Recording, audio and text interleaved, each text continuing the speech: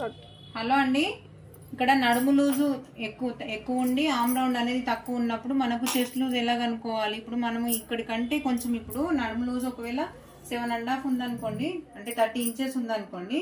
30 inches అంటే ఇక్కడ మనకు మినిమం ఒక 1 ఇంచ్ అన్న ఎక్కువ వచ్చేటట్టు చూసుకోవాలంటే మనం ఇక్కడ 1 ఇంచ్ అయితే డాట్స్ కోసం పట్టుకుంటే 8.5 వస్తుంది కదా. ఇట్లా 8.5 దగ్గర నుంచి మళ్ళీ ఇక్కడ కూడా 8.5 వచ్చినప్పుడే మనకి మెజర్మెంట్ అనేది పర్ఫెక్ట్గా కొలతలతోనైతే తెలుస్తుంది. అంటే మనకు ఆమ్ రౌండ్ తక్కువ ఉండి మళ్ళీ ఇది ఇట్లా ఇప్పుడు సపోజ్కి ఎగ్జాంపుల్ ఇక్కడ 7 ఇంచెస్ ఆమ్ రౌండ్ ఉందనుకోండి. ఇలా 7 ఇంచెస్ అంటే 1 ఇంచ్ యాడ్ చేస్తే మనకి 8 ఇంచెస్ వస్తుంది కదా.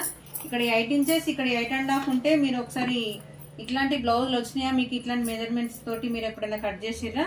చూడండి.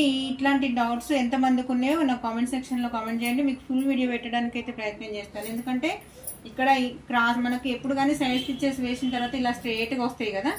ఇట్లాంటి బ్లౌజులు మాత్రం ఇట్లా మరి ఇటు సైడ్ తిరుగుతాయి. సైడ్ తిరిగితే కరెక్టా లేదంటే ఇట్లాంటి బ్లౌజులను కూడా స్ట్రైట్గా కుట్లు వచ్చేటట్టు పెడితే కరెక్టా అని అంటే దాన్ని ఎట్లా అడ్జస్ట్మెంట్ చేసుకోవాలనేది క్లియర్గా ఫుల్ వీడియోని అయితే అప్లోడ్ చేస్తానండి. మీరు ఎంతమంది అడుగుతారో దాన్ని బట్టి నేను వీడియోని అయితే షేర్ చేస్తాను. మీకు ఇట్లాంటి డౌట్స్ ఉన్న బ్లౌజులు వచ్చినాయా రాలేదా అనేది కామెంట్ సెక్షన్లో కామెంట్ చేయండి. వీడియో నచ్చితే లైక్ చేయండి. మరిన్ని వీడియోస్ కోసం మన ఛానల్ని సబ్స్క్రైబ్ చేసుకోండి. ఇట్లాంటి బ్లౌజులు కూడా ఉంటాయండి. అంటే ఒక్కొక్క బ్లౌజ్ని బట్టి ఒక్కొక్క మెజర్మెంట్ అయితే ఉంటుంది కదా, కొలతలు కూడా చేంజ్ చేయాల్సి వస్తుంది. అది ఎట్లా అనేది మీరు ఇచ్చే కామెంట్ని బట్టి నేను ఫుల్ వీడియో పెట్టాలా వద్దా అనేది కూడా క్లియర్ చేస్తాను. ఓకే అండి, థ్యాంక్ యూ.